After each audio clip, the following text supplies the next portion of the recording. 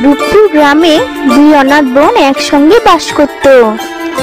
তাদের জন্মের পরই বাবা মা দুজনেই মারা যায়। অনাথ মেয়ে বলে গ্রামের সকলেই তাদের খুব ভালোবাসতো। ওদের মনে ছিল খুব দয়া মায়া। একদিন পুকুরে দুজন গেল গোসল করার জন্য। যাওয়ার সময় ওরা দেখলো কিছু মানুষ এক জায়গায় জমা হয়ে আছে। কি ব্যাপার বলতো? ওখানে সবাই জড়ো হয়ে দাঁড়িয়ে আছে কেন?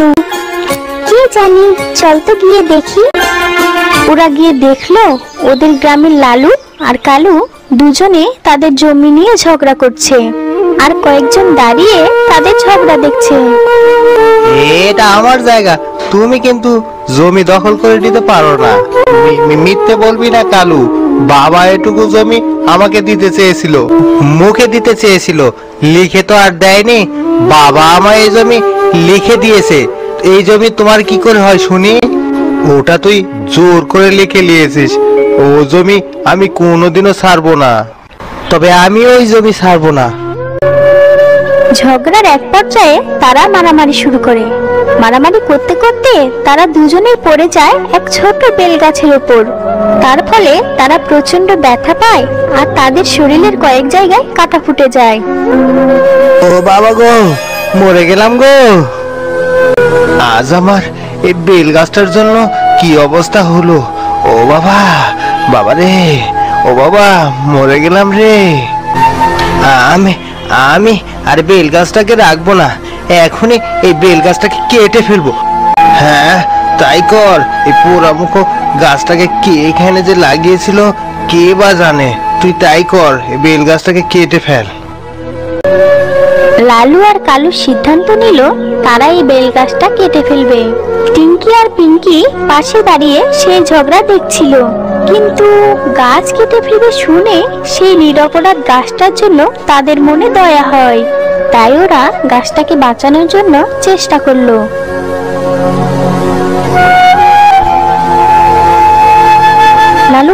লালু কাকা, তোমরা গাছটাকে কেটে ফেলবে গো? কাটবো না তো কি করব শুনি? দেখলি না ওর কি করে আমাদের শরীর কেটে গেছে। আহা, তোমরা তো মারামারি করতে গিয়ে তোমাদের এই অবস্থা হয়েছে। এখানে বেচারা গাছটার কি দোষ বলো তো কাকু? হ্যাঁ কাকু, তোমরাই তো ওর উপর গিয়ে পড়লে। নিরীহ গাছটাকে ছেড়ে দাও। মরণ, তোরা এর মধ্যে কেন আসছিস শুনি? আমাদের গাছ আমরা কাটবো। কাকু, তোমরা তো গাছটাকে কেটেই ফেলতে চাইছো, তবে গাছটাকে না কেটে আমাদের দিয়ে দাও, আমরা গিয়ে বাড়িতে লাগাবো। হ্যাঁ কাকু, তুমি বরং আমাদের দিয়ে দাও, এতে তোমাদের সমস্যারও সমাধান হবে। কেন রে, তোদের এই পুরামুখো গাছটার জন্য এত দরদ উতলে উঠছে কেন? দরদ হবে না কাকু, গাছেরও যে প্রাণ আছে। এভাবে একটা প্রাণকে কিভাবে মরতে দি বলো? যা যা তো, নিবি যখন নিয়ে যা, এই হতছাড়া গাছটাকে নিয়ে যা। আমি আর এক মুহূর্ত এই গাছটাকে দেখতে চাই না। নিবি যখন তুলে নিয়ে যা, এই হতছাড়া গাছটাকে আমি আর এক মুহূর্ত দেখতে চাই না। উহ উহ বাবা গো, শরীরটা কি আমার জ্বালা করতেছে।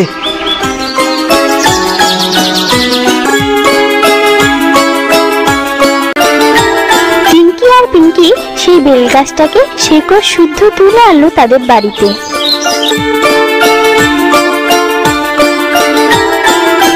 তারা তাদের সেই ছোট্ট জমিতে বেল গাছটি লাগিয়ে দিল। যাক, গাছটাকে বাঁচাতে পারলাম তাহলে, কি বল?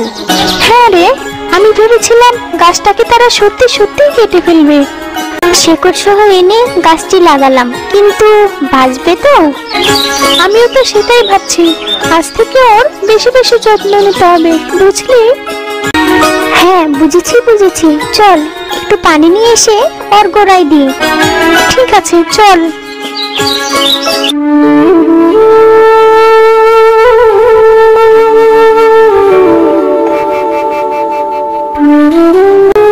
টিঙ্কি আর পিঙ্কি মিলে বেল গাছটাতে এক বালতি পানি দিল। এভাবে দিনের পর দিন দুই বোন মিলে গাছটার যত্ন নিতে শুরু করলো। গাছটাও যত্ন পেয়ে কিছুদিনের মধ্যেই তরতর করে বেড়ে উঠলো। একদিন পাশের বাড়ির রিমা ভাবি আসলো টিঙ্কি আর পিঙ্কির বাড়িতে।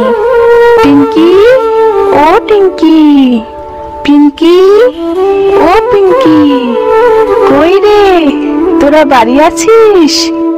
কে? ও ভাবি, বলো ভাবি, হঠাৎ কি মনে করে? ঘরে চাল শেষ হয়ে গেছে, আমাকে এক পাতিল চাল দে না। হ্যাঁ, দিচ্ছি দিচ্ছি। এই নাও, এই এক পাতিল চাল। তা তোদের কি খবর? পিঙ্কিকে দেখছি না তো। সে তো বাড়ির পেছনে বেল গাছে পানি দিচ্ছে। কি, বেল গাছ? হ্যাঁ তো, লালু কাকুদের জমি থেকে নিয়ে এসেছিলাম যেটা। তোরা পারিস বাপু, জমিতে কেউ বেল গাছ লাগায় নাকি? ও গাছ পুরো জমিটা ছায়া করে রাখবে। এর বদলে কিছু সবজি গাছ এনে লাগা না। এভাবে বলছো কেন ভাবি? গাছটারও যে প্রাণ আছে, ওকে যে আমরা খুবই ভালোবাসি। ভালোবাসা? তবে আমার আবার কি? আমি বাপু ভালোই বলতে এসেছিলাম।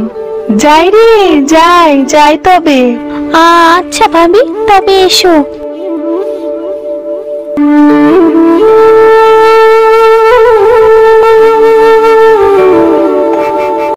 রিমা চলে যাওয়ার পর টিঙ্কি যায় বাড়ির পেছনের জমিতে পিঙ্কির কাছে।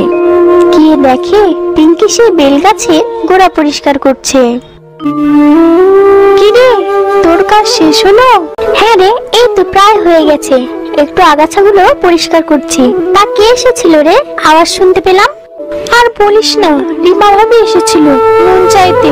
তা দিয়েছিস তো? হ্যাঁ দিলাম তো। সে বলছিল বেল গাছটা কেটে ফেলতে। কেন? এই গাছ নাকি জমিতে থাকলে জমি ছায়া করে রাখবে, আর শাকসবজিও হবে না। ও মা, হোক বেল গাছ, তাতে কি হয়েছে? মানুষ যে সবকিছুতে কেন লাভ খোঁজে তা বুঝি না বাপু। তাই তো আমি বলে দিয়েছি, আমরা এই গাছটাকে ভালোবাসি, তাই আমরা ওকে এভাবেই বড় করব। ঠিকই বলেছিস, চল আমরা এখন ঘরে যাই। ঠিক আছে, চল। টিঙ্কি আর পিঙ্কি যখন ওখান থেকে চলে যাচ্ছিল, তখনই পেছন থেকে সেই বেল গাছটা ডাক দিল। টিঙ্কি, পিঙ্কি। এই থাম থাম, কে যেন ডাকছে। হ্যাঁ রে, আমিও শুনলাম তো। কে যেন আমাদের নাম ধরে ডাকলো। কে কে কে আমাদের ডাকছো? আমি তোমাদের ডেকেছি পিঙ্কি। দেখ, আমাদের বেল গাছটা যে কথা বলছে। ও মা, তুমি কথা বলতে পারো বেল গাছ? হ্যাঁ, আমি কথা বলতে পারি। আমাকে সব সময় সবাই হেলাফেলা করেছে, কেউ আমাকে ভালোবাসে না, কিন্তু তোমরা দুজন ভালোবেসে আমাকে এত বড় করেছো। আমি তোমাদের ভালোবাসায় মুগ্ধ হয়েছি, তাই তোমাদের দুজনকে দুটো উপহার দিতে চাই। তোমরা কি চাও বলো? তাই তুমি তুমি আমাদের ইচ্ছে পূরণ করবে? জানো গাছ, আমাদের একটা গাভী আছে, কিন্তু সে বেশি দুধ দেয় না। তার ওইটুকু দুধ বিক্রি করে আমরা বেশি টাকা পাই না। তুমি আমাদের আরো একটা গাভী দাও, যাতে আমরা তার দুধ বিক্রি করে আমরা দুজন বেশ ভালোভাবে বেঁচে থাকবো। ঠিক আছে, এই নাও, আমি তোমাদের একটা গাভী দিলাম। এটা জাদুর গাভী। এই গাভী দিনে 20 বালতি দুধ দিবে। এই গাভীর দুধ হবে খুবই মিষ্টি আর খুব সুস্বাদু। আর এর সাথে সাথে তোমাদের আগের গাভীটাকেও সবল করে দিলাম। ও মা, তাই গাছ, ধন্যবাদ তোমায় গাছ। এবার তুমি বলো টিঙ্কি, তুমি কি চাও? আমাদের এই জমিতে আমরা সবজি চাষ করি, কিন্তু ভালো সার কিনে দিতে পারি না বলে ভালো ফলন হয় না। আমাদের এই জমিটা ভালো এবং উর্বর করে দাও, যাতে ভালো সবজি চাষ করে আমরা তা হাটে বিক্রি করতে পারি। বেশ, তাই হবে। আজ থেকে তোমাদের ওই জমিতে যে ফসল লাগাবে সেটাই ভালো হবে, আর যে সবজি লাগাবে সেই সবজি সাধারণের তুলনায় 3 গুণ বড় হবে আর অনেক সুস্বাদু হবে।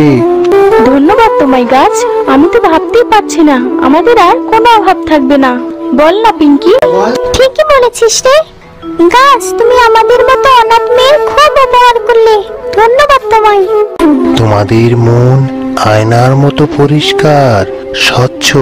যার মন এত ভালো তার উপকার করে আমি ধন্য।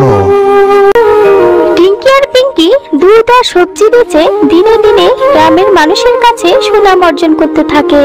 কিন্তু পাশের বাড়ির রিমার তা সহ্য হচ্ছিল না, কারণ সে উপরে উপরে ভালো দেখালেও ভিতরে ভিতরে টিঙ্কি আর পিঙ্কিকে মোটেও সহ্য করতো না। একদিন সে টিঙ্কি আর পিঙ্কির বাড়ি আসে। কই রে, বাড়ি আছিস নাকি তোরা? রিমার ডাক শুনে ওরা দুজন বাহিরে আসে। বাড়ি আছে ভাবি, বলো কি বলবে? তা কেমন আছিস তোরা? দিন দিন যা সুনাম শুনছি তোদের। এতে তেমন কিছুই না ভাবি, সবই তো বেল গাছের দয়া। কাঁটা গাছের দয়া মানে? আমি তো কিছুই বুঝলাম না। তুমি আবার কাউকে বলবে না তো? আরে না না, এতদিনে তোরা আমায় এই চিনলি? বলতো, এবার বল তোদের ঘটনা। টিঙ্কি আর পিঙ্কি ভরসা করে রিমাকে সব খুলে বলে। ও মা, তা এই ব্যাপার? তা তোদের তো কপাল খুলে গেল রে, এবারই তো সুখ আর সুখ। তা তো বেশ সুখে আছি। হ্যাঁ গো ভাবি, গাছটার জন্য আমরা এখন বেশ সুখে আছি। তা বেশ ভালো ভালো। তবে আমি এখন যাই, ঘরে অনেক কাজ পড়ে আছে বুঝলি। ঠিক আছে, তবে এসো। টিঙ্কি আর পিঙ্কির সাথে কথা বলে রিমার গা হিংসে জ্বলে পড়ে যাচ্ছিল। সে নিজের বাড়ি না গিয়ে সোজা গেল কালু আর লালুর বাড়িতে। কালু ভাইয়া, ও কালু ভাইয়া, লালু ভাইয়া, বাড়ি আছো নাকি তোমরা?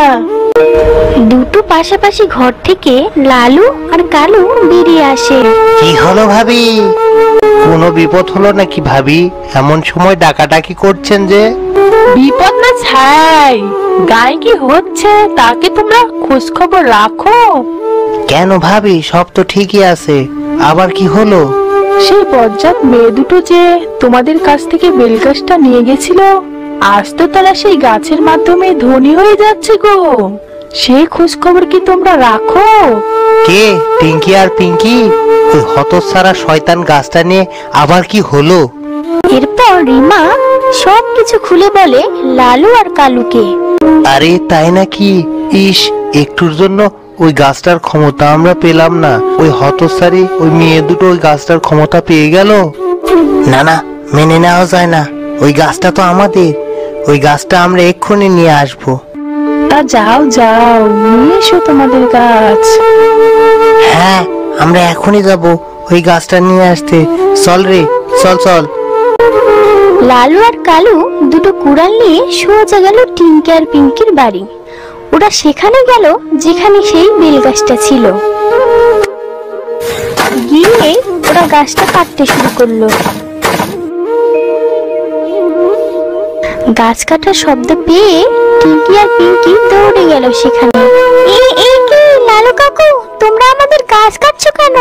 থামাও এই গাছ কাটা, তোমাদের কি হয়েছে? এটা আমাদের গাছ, তাই আমরা নিয়ে যাব। হ্যাঁ হ্যাঁ, এটা আমাদের গাছ, তাই এক্ষুনি আমরা নিয়ে যাব। তোমাদের গাছ মানে? এই গাছ তো তোমরা আমাদের দিয়েছিলে। হ্যাঁ, এই গাছ তো তোমরা কেটে ফেলতে চেয়েছিলে, আমরা এটাকে এনে বাঁচিয়েছি। তখন রাগ হয়েছিল তাই দিয়েছিনু, এখন রাগ কমে গেছে তাই নিয়ে যাব। এই বেশি দেরি করিস না তো, গাছটা কাট কাট। এই গাছ তোমরা কেটো না দয়া করে। ও কাকু, গাছটা কেটো না, গাছটা যে ব্যথা পাবে। টিঙ্কি আর পিঙ্কি কোনো কথা না শুনে ওরা গাছটা কাটতে থাকে। গাছটা কেটে নামিয়ে ফেলার সাথে সাথে সেই গাছ থেকে ধোঁয়া উঠে একটা পরী বেরিয়ে আসে। থাম তোরা পাপি, আমি মায়া পড়ি। টিঙ্কি আর পিঙ্কিকে সাহায্য করার জন্য ছিলাম এতদিন এই গাছে। তোরা এত লোভী যে অকারণে একটা গাছ কেটে ফেললি। আজ থেকে সেই হাত পঙ্গু হয়ে যাক যে হাতে তোরা গাছ কাটলি। আর কে তোদের কাছে এই গাছের খবর দিয়েছে সেটা আমি জানি। সেই রিমা যে মুখ দিয়ে তোদের কথা লাগিয়েছে, সেই রিমার মুখ আজ থেকে বোবা করে দিলাম আমি। মায়াপরি, তুমি এত রাগ করো না মায়াপরি। হ্যাঁ মায়াপরি, তুমি শান্ত হও, ওরা ওদের পাপের শাস্তি পাচ্ছে। পিঙ্কি, পিঙ্কি, তোমরা অনেক ভালো। আমি তোমাদের যা দিয়েছি তা তোমাদেরই থাকবে, কিন্তু আজ থেকে আমি এই গাছে থাকতে পারবো না। আমি চললাম, তোমরা ভালো থেকো বন্ধু। তুমিও ভালো থেকো পরি বন্ধু। ভালো থেকো বন্ধু। আর সেই থেকে কালু আর লালু পঙ্গু হাত আর রিমা বোবা হয়ে কষ্ট ভোগ করতে লাগলো। আর টিঙ্কি আর পিঙ্কি পরীর দেওয়া উপহার নিয়ে সুখে দিন কাটাতে লাগলো। তো বন্ধুরা, আমাদের ভিডিওটি কেমন লাগলো? যদি ভালো লেগে থাকে তাহলে অবশ্যই সাবস্ক্রাইব করে পাশে থাকবেন। ধন্যবাদ।